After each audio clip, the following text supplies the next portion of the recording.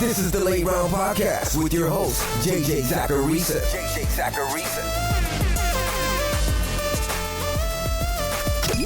What's up, everyone? It's JJ Zacharisa, the editor-in-chief at FanDuel and at numberfire.com, and this is episode 505 of the Late Round Podcast, one of many shows that are part of the FanDuel Podcast Network.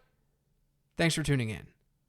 Hey, basketball fans, FanDuel has partnered with the NBA to provide fans with an exclusive opportunity to win a trip to this year's NBA playoffs. All you have to do is enter the free qualifying contest on FanDuel from May 3rd to 16th for a chance to win. FanDuel will add together your three highest scoring lineups to get your combined score. The top 50 players at the end of the contest will win bonus prizes on top of qualifying contest payouts, including a trip for two to the NBA playoffs, autographed gear from Fanatics, and NBA.com gift cards. So head over to FanDuel.com/NBA-road-2-playoffs for more information. Eligibility restrictions apply.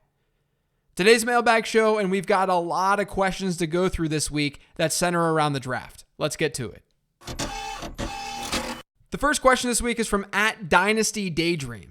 Hi JJ, heard your pre-draft mailbag pod. How are you evaluating the Baltimore situation now? Fade all the wide receivers and buy Lamar? Thanks. Okay, so I don't think my stance was to ever just simply fade wide receivers that go to Baltimore. Because whether or not you fade a player doesn't have to do with the player itself all the time. It has to do with the market. And Rashad Bateman's rookie draft average draft position, that's going to take a hit based on this landing spot. My main point with the Ravens landing spot rant from last week is that it doesn't make sense to do absolutely nothing. I've seen people say that Bateman is still their wide receiver too, but that doesn't make much sense to me. They'll claim that landing spot doesn't matter, but like I said on last week's show, if you were to ask them if they'd rather have their favorite wide receiver go to Kansas City versus Baltimore, they would absolutely answer Kansas City. And that's how we know that landing spot does matter in some way. It's just that it doesn't mean everything. I think when I talk about this, or any other analyst talks about this, our brains go into this mode where it's either you target a guy or you avoid a guy. All I'm really trying to say with the Ravens landing spot take is that it does matter. I think it has to matter when it's at such an extreme. And in this case, we're dealing with an offense that hasn't utilized their wide receivers that much over the last couple of years. That doesn't mean that I'm not projecting the Ravens to be a little bit more pass heavy, or that I'm not expecting some sort of change in efficiency or change in target share to the position now because they invested more into it. Both things can be true. The Ravens can throw a little bit more while still being a bad landing spot. In the end, though, it's about where the market has these players. And I still think Bateman is part of a similar tier that he was part of pre-draft. I'll get more into that on next week's show. This next question says, after no major additions in the draft, how do you feel about the Colts receiving group? Specifically, could both Pittman and Campbell become steady wide receiver twos? I'd be surprised if they become steady wide receiver twos. I think the Colts will be a pretty run-heavy team to take pressure off of Carson Wentz's arm, and that'll limit overall volume. For teammates to both become steady wide receiver twos, that can't happen. Maybe one of them will, but that means the other one won't be very fantasy relevant. More than likely. I'd bet on Pittman since he profiles more as a true X, but I still don't think it's very likely. And for what it's worth, both look pretty crappy in my projections. There's a lot going on in the Colts offense, starting with the running backs. But even if we assume Pittman takes a jump and leads this wide receiver group, which is what my projections show, he still comes in as a low-end wide receiver 5 in PPR points per game. So they're not players who I see having super steady production. It's just a really, really crowded wide receiver position. This next question says, love to hear about how you weigh draft capital versus pre-draft prospect profile. Looking at guys on both extremes, like with Tony Eskridge, Atwell Palmer versus Marshall, Wallace, and Seth Williams. I also got one this week from @electronics_FF that says, how does Tutu look in your model with his draft capital figured in? There's a lot to unpack here, and this is kind of tough to articulate, but I'm going to try. Let's start with how I look at players pre and post draft. Generally speaking, the players that I like a lot pre-draft will go higher in drafts than the players that I don't like. Rashad Bateman, the Bama wideouts, Rondale Moore, Elijah Moore. It's not like they had bad draft capital.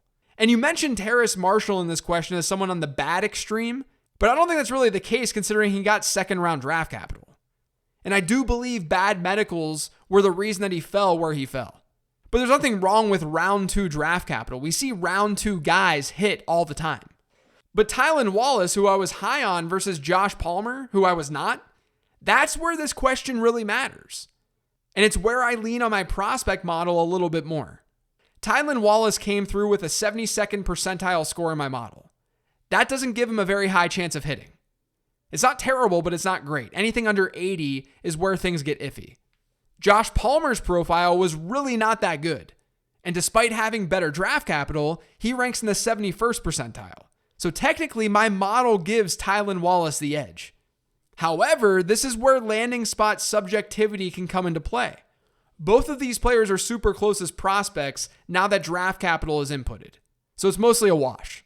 And I'm more willing to associate my wide receiver in the Chargers offense with their stud young quarterback than the Ravens with theirs, for reasons I've already gone over. Palmer then gets the edge over Tylan Wallace. That's how things usually go down. Like, I'm basing my rankings off of things that matter from college to the pros. A player's early declare status, his production within key production metrics, where he played college, his size to some degree. All of those things are working together pre-draft to formulate some sort of ranking. Post-draft, a lot of those things haven't changed. The only thing that's changed is draft capital. And that draft capital piece may move one player ahead of another in my prospect model. But that change isn't likely to be significant. Kadarius Toney is ahead of Terrace Marshall in my prospect model. But there's an obvious reason Marshall's production metrics don't look as strong as they could, which is that he opted out after 7 games last year, and the edge that Toney has on Marshall in my model is 2 percentage points. And that's with drastically different draft capital. So I'm not going to let that small difference drastically change my views. Now, you asked about Atwell and Eskridge. Admittedly, those are 2 guys my model didn't mind pre-draft. And obviously, since they got draft capital, the model likes them post-draft. They're actually close to that Terrace Marshall range. I'm fine with stepping in and saying, okay, I have to pay more attention to these players based on their draft capital. But I'm doing that while simultaneously inserting my own subjective thoughts. Tutu Atwell's size could end up being a very, very real concern, because he weighs about as much as I did when I was a middle schooler.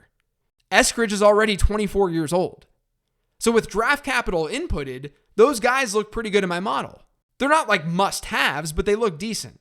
So they're going to move up in my rankings. You'll hear about that next week. They just need to be significantly better for me to change my pre-draft thoughts. Like Tylan Wallace dropped a lot because he didn't have the draft capital. So he's going to drop a lot in my rankings. So I hope that all makes sense. Like I said, it's a tough thing to articulate. This is a really good example, though, of how I let my model not be the end-all for me. It's just a guide for me.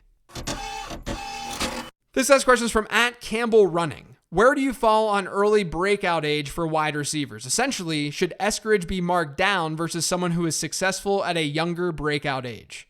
Breakout age matters. It's part of my model. My plan next offseason actually is to go through and refine the way that I work with breakout age, and I want to tie it more to yards per team attempt.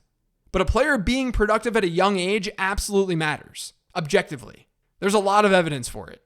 And it makes sense. If a player produces at a young age, it probably means that he's good. He's dominating competition that has more experience than he has. That's why it matters. This next question is from @FredZinky_MLB. Would enjoy hearing you break down the New York Jets running back situation. Yeah, so I was nervous about Michael Carter as a prospect since he was undersized and wasn't very fast at his pro day. And I think draft capital reflected that. I don't think my take was wrong. But Carter always had pass-catching upside. My comp for him pre-draft was Giovanni Bernard. Now he falls to a spot where the one thing I was worried about not happening, which was him seeing early down work, that can actually happen. Carter is likely the most talented running back on that team immediately. You have LaMichael Pirine, who actually had worse draft capital than Carter had this year. You've got Ty Johnson, who's probably the dark horse there, but still not someone that you can bank on, given he's had opportunity the last couple of seasons and he never came through as a true workhorse. And then there's Tevin Coleman. He's 28 years old. He's past his prime. From a production standpoint, Michael Carter's profile is really good, especially when you give it the context that it needs and that he split his backfield with Javonte Williams. He just didn't test as well as I would like athletically for a smaller back. But given that competition in New York, he now has 150 to 200 carry upside in that offense right away. And considering his pass catching ability has never been in question, I think Carter could end up being a pretty decent redraft pick this year. I went from being worried about him to being far more willing to throw that dart because of landing spot combined with the cost of acquisition. And to be honest with you guys, I already drafted Michael Carter in a rookie draft. This next question is from @FutBumbles. Javonte got the draft capital that we needed, but a proven and paid Melvin Gordon may be harder to displace than, say, an undrafted free agent like James Robinson. Basically, I'm just asking you to please tell me Javonte wasn't drafted to be Lindsay 2.0. My sweet prince deserves more than inside handoffs between the 20s. He was not drafted to be Philip Lindsay 2.0. Melvin Gordon is a lock to be gone next season because he's a free agent. And maybe the Broncos get rid of him even before that. But Denver doesn't trade up in the draft to keep Melvin Gordon around in the long run. And even if they did, they'd still feed Javonte Williams eventually. I'm probably still going to target Javonte Williams in redraft as long as he's reasonably priced, because this could be an ambiguous backfield situation. You guys know I like to target those backfields where a player has a chance to emerge but isn't priced that way. Regardless though, I wouldn't sweat Melvin Gordon, at least as it pertains to Javonte Williams' dynasty value. This next one's an email from Tony that says, JJ, I've seen lots of articles on how Myles Gaskin was a winner post-draft, as Miami didn't spend any draft capital on running backs. Thinking back to your league-winning running back episode from last year, I can't help but think that a different Miami running back could end up as a, quote, league winner. There is some relative uncertainty at the position with Malcolm Brown, Gaskin, and Ahmed, and Gaskin is the presumptive starter and appears to be going around round 5. Do Malcolm Brown and Savon Ahmed have the receiving chops to fit the criteria for league winner? I think throwing darts at this backfield outside of Gaskin is fine, but my fear is more so that Brown and Ahmed are going to ding Gaskin's workload more than those guys being standalone league-winning values. We saw Ahmed do fine when Gaskin was out last year, but when Gaskin came back, he was the dude in the backfield once again. Ahmed's a little bit undersized as well. Malcolm Brown is the guy that I've been bringing up more on this show because I think there's a very real possibility that he sees short yardage work at the very least in this offense. And there was a report this week from the Miami Herald saying that the Dolphins are pretty bullish on Malcolm Brown. So he'd be the player that I'd probably target first, but the highest probability chance here is that he just hurts Gaskin more than takes over the backfield. This next question is from @Machiavelli2313. Hey JJ, I memorized your intro and say it along with you every episode, except I usually struggle to time the thanks for tuning in because you're sporadic with it. I heard you say on Monday's episode that you thought Najee was a mid to high RB2 in redraft. What running backs do you have above him? So when the draft was going on, I was live streaming on FanDuel's YouTube channel, and I plugged in Najee Harris into my projections when he was drafted by the Steelers, and he came out as the RB18, which I think is pretty fair. I think in no particular order, these are the players who should be absolutely positively ranked ahead of Najee Harris right now. Christian McCaffrey, Dalvin Cook, Derrick Henry, Saquon Barkley, Ezekiel Elliott, Alvin Kamara, Aaron Jones. Those really can't be debated in my opinion. Maybe Aaron Jones because we don't know the Aaron Rodgers situation. But that's 7 running backs. But then I think Joe Mixon should also be ahead of him. Nick Chubb, Jonathan Taylor, probably Miles Sanders, probably Cam Akers, Austin Eckler. That gets you 13 running backs.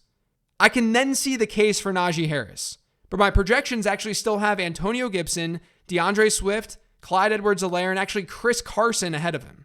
That's why I said he's likely a high-end RB2 to a mid-range one. Because running backs right now look pretty decent. It'll look like an S show when players inevitably get hurt, but we're working in a perfect environment right now where players aren't hurt. The last question this week is from @TCripe94. Should draft capital inputs start slowly changing in your model with the NFL getting smarter with using their capital, specifically for the running back position? Obviously, not all organizations are as analytical, but some are. So how will that affect your model for the running back position? For example, a forward-thinking team will probably never take a running back day 1, but only because of the value of the position.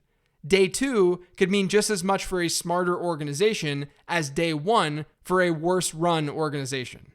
I'm hoping I'm making sense. Yeah, it makes sense, but I don't think there's any evidence of this happening. This year, we only saw 2 day 2 running backs get drafted. That's the fewest that we've seen since at least 2011. That's how far back I went when looking into this.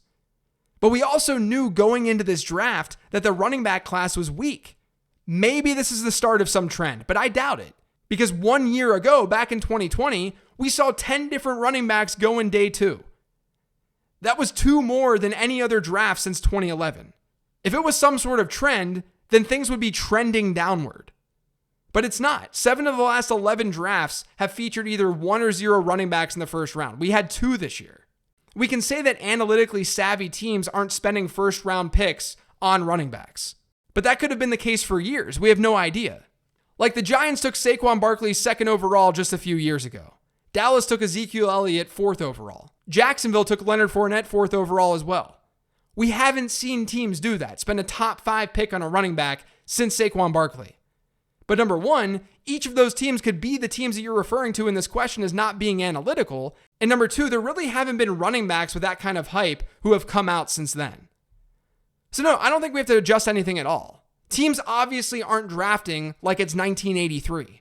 But things really have not changed that much in recent history at the position.